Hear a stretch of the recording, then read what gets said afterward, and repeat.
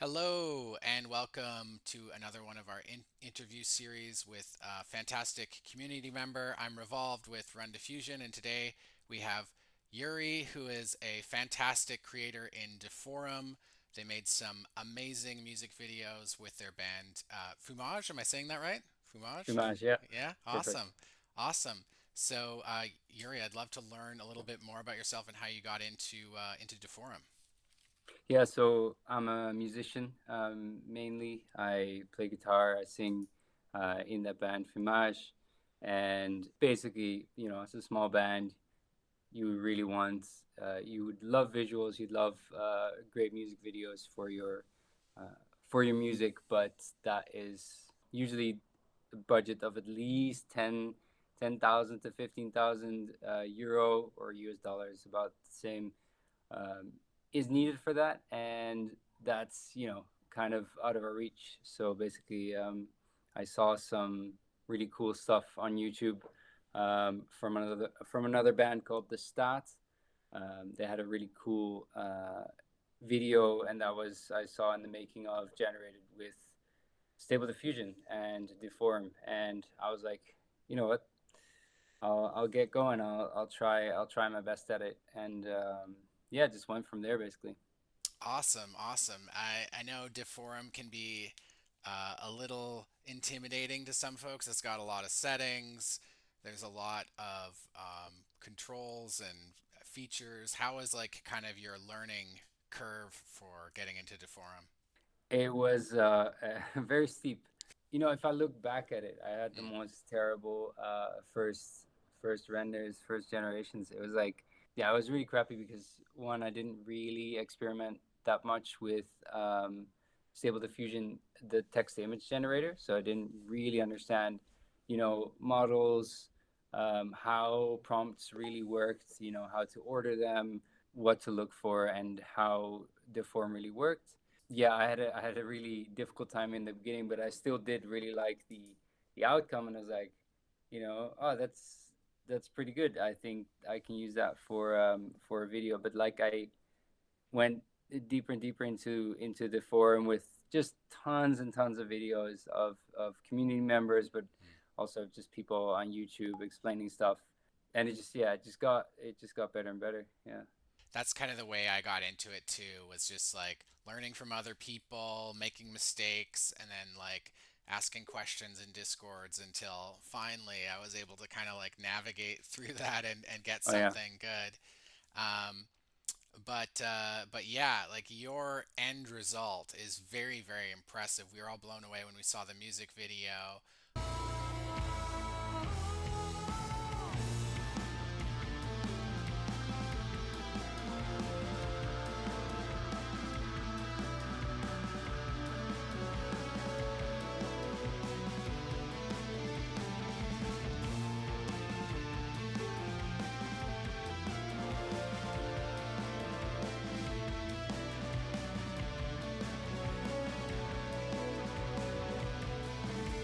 And it's for a few reasons. I think that not only do you have a trippy, amazing kind of deforum video, but you also have really captured like the vibe of your music and kind of the flow of energy in your music, and it's all timed really well, like for kind of matching those things together, the energy of your music and the deforum video. It's kind of um, difficult in a way to match things with just the forum to music, because like the music that I was making the videos for, or the video for, was my own music, so I knew it very well, and I knew very well kind of what I wanted for it and what would fit with it, and the story very well.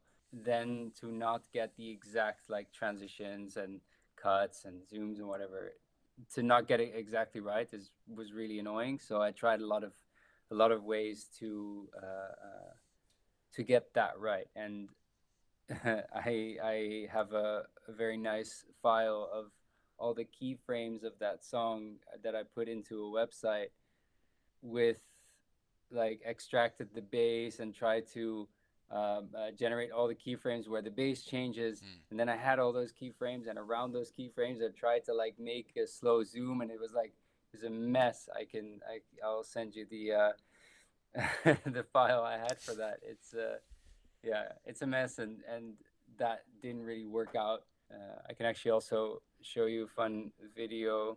So here, this one, for example, in the chorus of the song, I did this, and there's no sound right now. Hmm. Wow, very cool. Like this. Oh, okay, zooming in and out. Yeah, awesome. Yeah, right. And that's in the end. That's also what I did. Let me see. Um, in the original or in like the final version, Mm. but then oh, oh yeah, of course it doesn't work because there's way too much stuff going on. Well, we can paste that in. But yeah, That's absolutely beautiful. I love the like the clouds, and you really see the evolution. It's gorgeous. so you can see where like I went from this kind of zoom in zoom like not steady at all, but like I had the idea. I was like, okay, this is what I want. Mm. Want like this this this effect because it's the chorus, you know. I wanted for the chorus, I wanted this zoom zoom zoom and then like explosion kind of turning, and I just didn't really get what I wanted with that keyframe generator and whatever. Mm. So yeah, then I luckily found out about Parsec, um, by Robin Fernandez, if I say that correctly, and it's really overwhelming in the beginning, Mm. but the essence of it is really quite simple, and you can sync your music with your keyframes, and that's Mm. what it's mainly used for, and that's like yeah, for me that was basically the key to creating this video and all Mm. the other ones I did. Yeah, yeah. Rube's Parsec is fascinating, and you really opened me up to the possibilities of using Parsec. I'd kind of seen it used before, but a lot of videos I think were kind of like a gimmick. It was kind of used like you'd get like the 30-second dubstep clip with the like spinning cameras and stuff like that, and you're like, The okay, zoom cool, that keeps yeah. going on in every bass note. Yeah.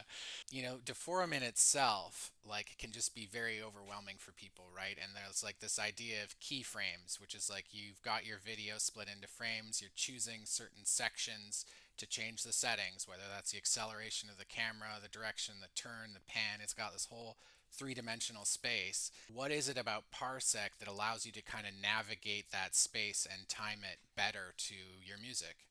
Parsec is extremely visual.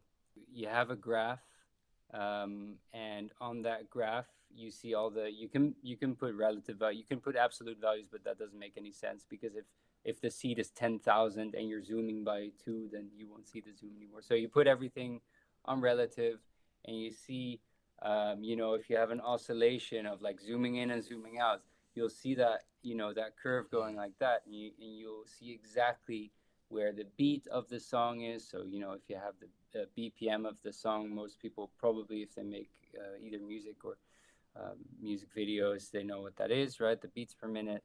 You can set all that exactly, and you can just so visually see, okay, from this part, which is the part I put a keyframe on because you can just import your music right there.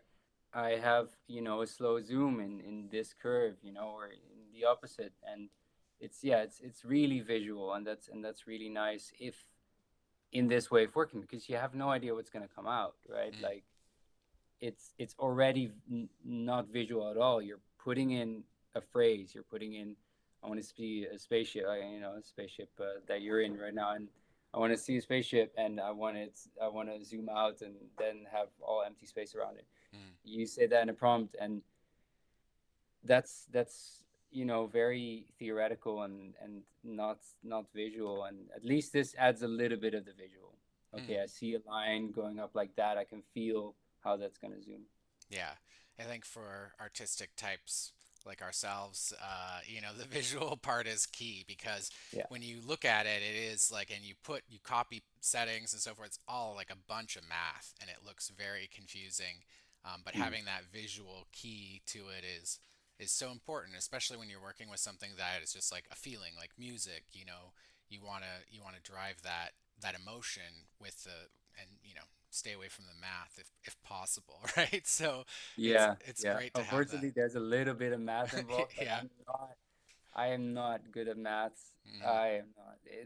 It's not necessary, you know. You can, if you want this oscillating curve, all the documentation is there. You can just copy paste some stuff and mm, adjust it to your liking. Yeah, you definitely don't have to be a math genius to figure this one out. It helps mm, though, but mm. you don't have One of the things with Deforum that I've noticed is it's very dreamlike, right? It's just like this constantly ever changing environment of things morphing into other things and this movement that is directed.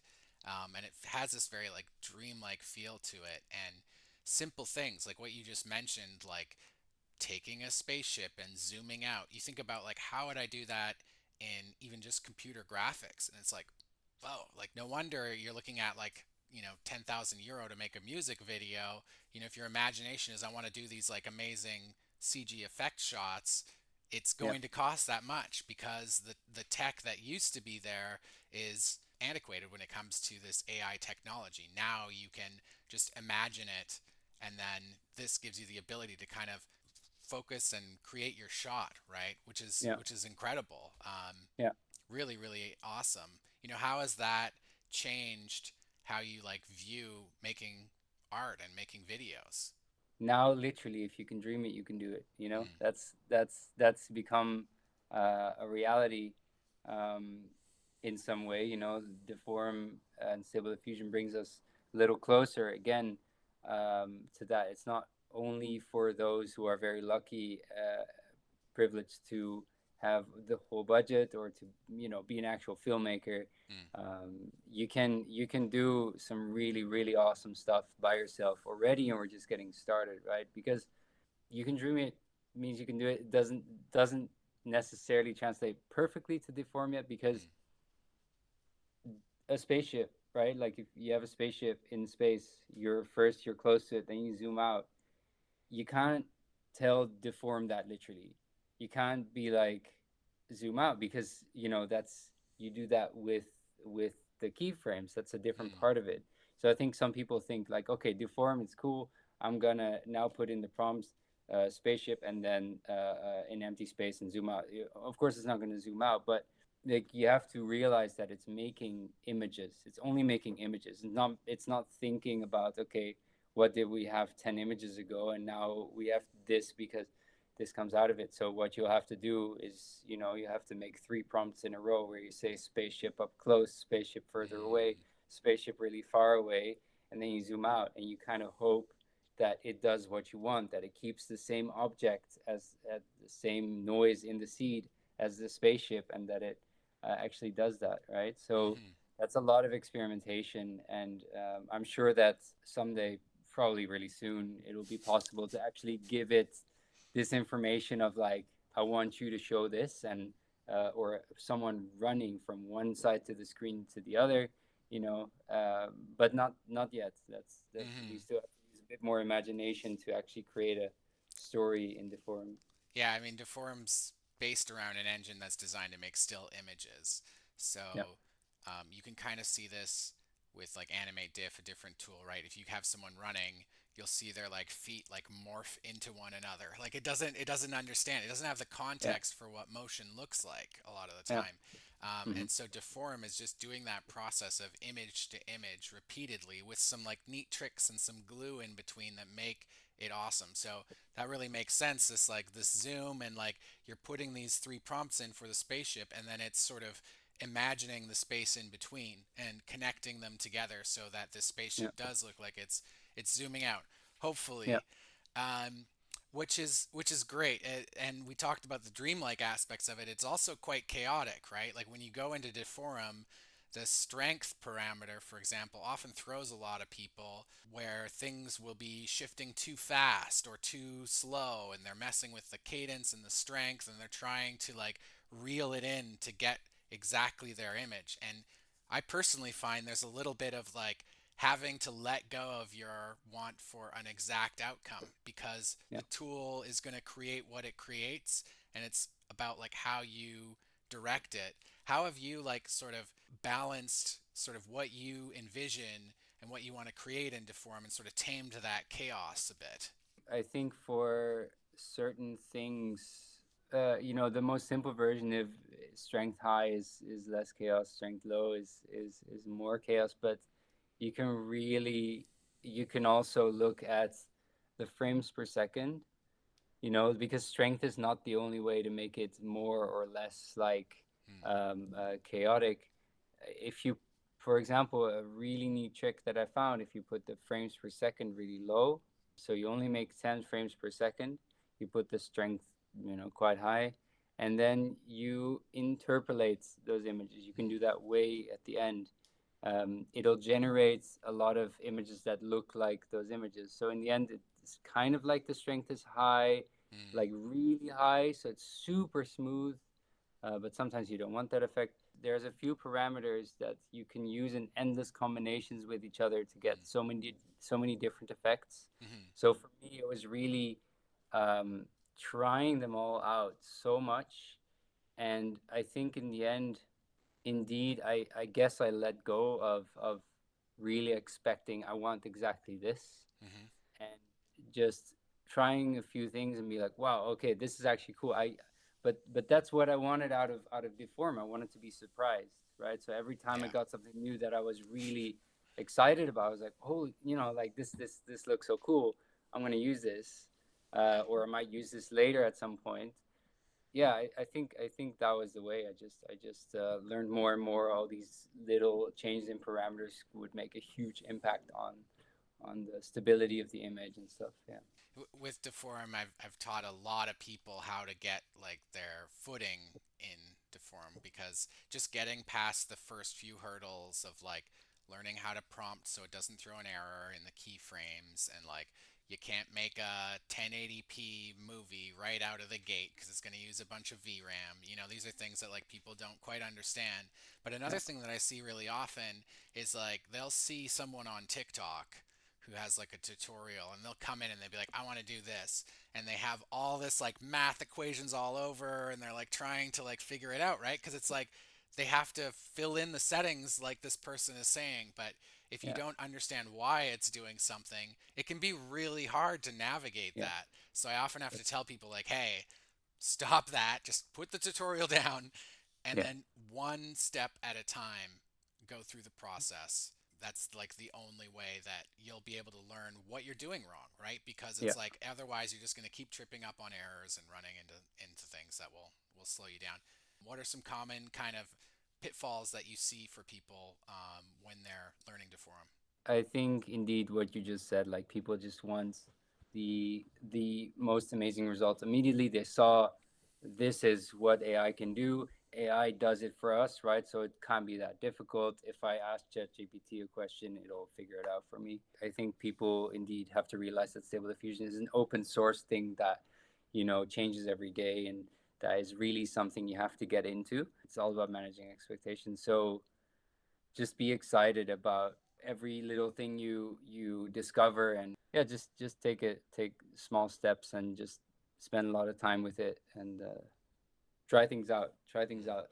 I think like another thing that sort of happens to creators as they're sort of like learning the tools is the creative process kind of gets overwritten by the tool itself. When you're making a video, it becomes about like what cool effect can I make, and less about like, hey, what's the story? Like what's the narrative? What's the emotion? Yeah, And I think that's something that you did really well in your videos. How are you thinking about that when you're creating these videos to like drive a narrative and kind of emotional impact along? that's really on the topic of understanding how the music itself works. So how it's built up, what's, if there's lyrics, what the lyrics say, not just put a couple of cool images in a row and call it a day, because that's what I see a lot now, and it's nice, like these really flashy things, but it doesn't seem like there's a real story in there. It just Mm. seems like 3 minutes of like overloading, because that's what uh, you know you said earlier, like that's what Deforum does. It's chaotic. It can be really really trippy, and you basically have to tame it. So if you want to create a narrative, you really have to tone it down and to have a lot of recurring things coming back into this into your video to get a real narrative, like make sure that if, with every chorus you see the same thing and you might think, oh, that's boring. It's not really, because it's a lot already, first of all. So, but and if you just use a different seed with the same prompt, it'll look slightly different, or Mm. maybe very different depending on your prompt, but it'll have the same essence. I think a very practical tip would be to, if you use prompts, if you make a whole music video, to use very similar prompts to, for example, change the first line of text to where you want the scene to be, but keep all the style words the same. Mm. For example, of course, to adjust it a little bit, you're going to change them at some point, but it's a good starting point to get more coherence in your entire video, because that's what you want in the end. You want coherence. You don't want chaos everywhere. Mm. It's cool for like 30 seconds, and then it gets tiring. Yeah, definitely. Definitely. I think that there's like that global prompt section, right? You have the like kind of keyframe prompts and then you have the like the overall prompt that Yeah. applies to each section. So that makes sense, Mm. putting your stylization in there. What's like something cool for people who have already like they already know Deforum, maybe they've tried Parsec. What's like, do you want to show us something from your video, or maybe something that would be of interest to people, just like more of an advanced technique um, for Deforum that you found in kind of your learning? So the technique I was talking about was where you put the frames per second really low, Hmm.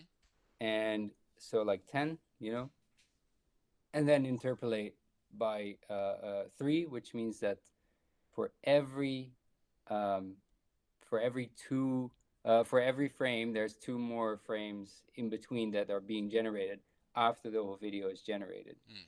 which gives a very very interesting effect. Like the cadence also determines sort of like when Stable Diffusion generates an image in the deform video. Are you setting this at cadence one, aka every frame gets a generated image, or are you lowering or raising the cadence so it's like more frames that are not having a generated image in them? I generally use Cadence One Okay. because I feel like I have more control Hmm. over what Deform does to my images. And then, honestly, I think maybe if you put the cadence to like 3, it'll does the same. It'll do the same thing, but might interpolate it slightly differently.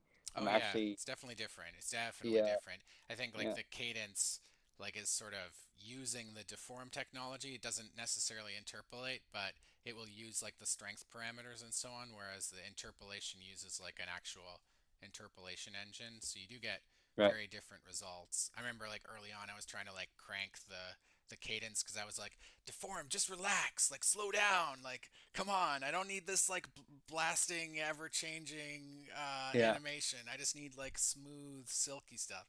So yeah. yeah.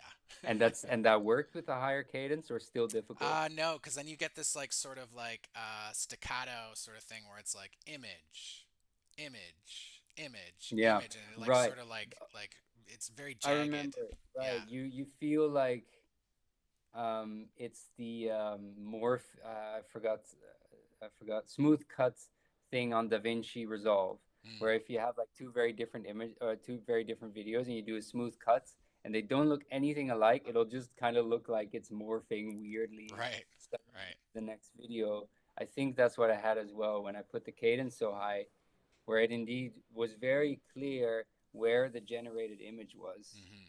and then where the cadence images were. Mm-hmm. So with the interpolation afterwards, which is, if you're already working with it in the output tab way below, then you can interpolate it.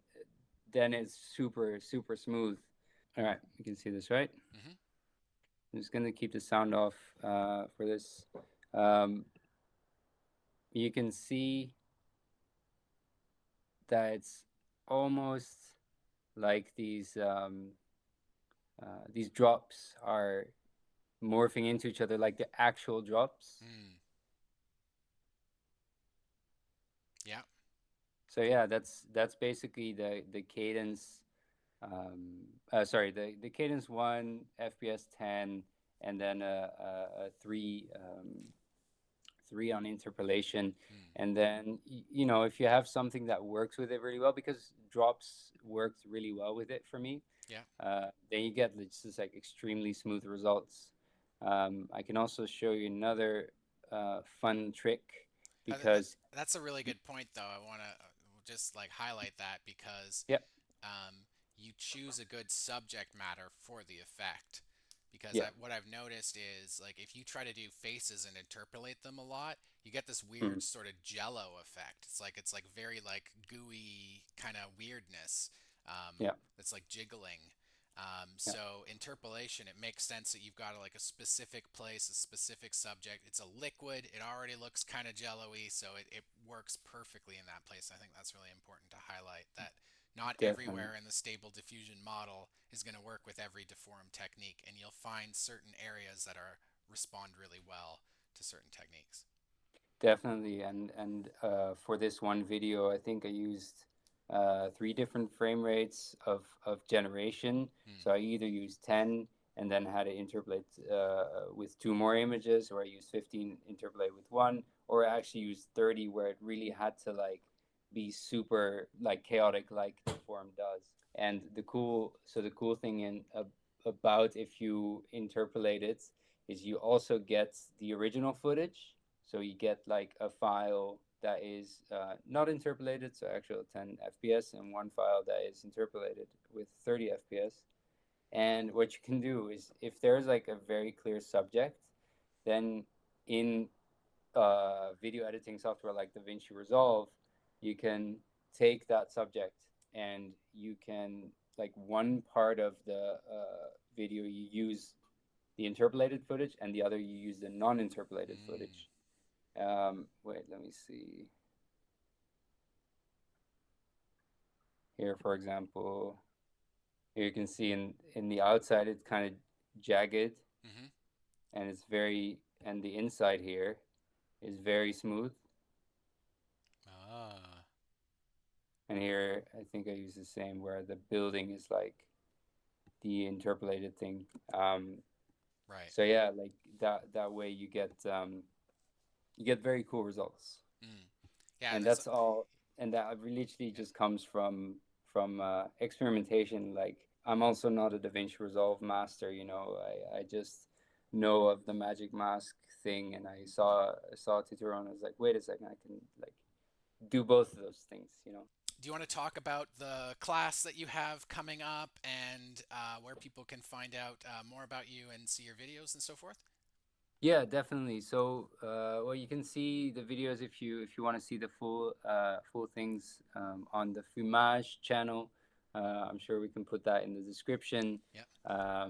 There's a video for the first and the second single. There's obviously going to be much more in the very near future.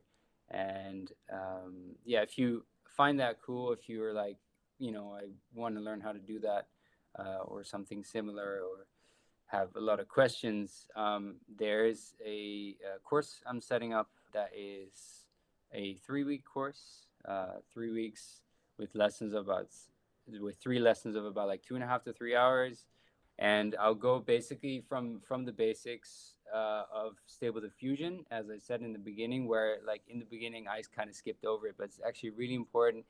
But it's really quickly learned. It's really not too difficult if someone actually explains it to you.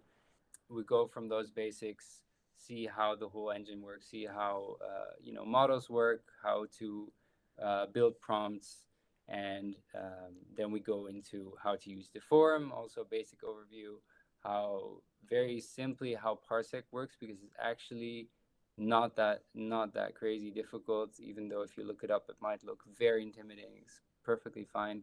And then I think the main subject of the course is that we learn how to take this knowledge and how to make music videos, because that's in the end what we want to do. So how to create a narrative, how music, if you're not a musician, or have a music background, then you might not really know the intricacies of how a form in music works and where the repetition is. So we'll also run over that and create kind of like we'll take a track, we'll create a narrative over it together, and I'll show you kind of what the workflow would be for a project like that and how to set it up.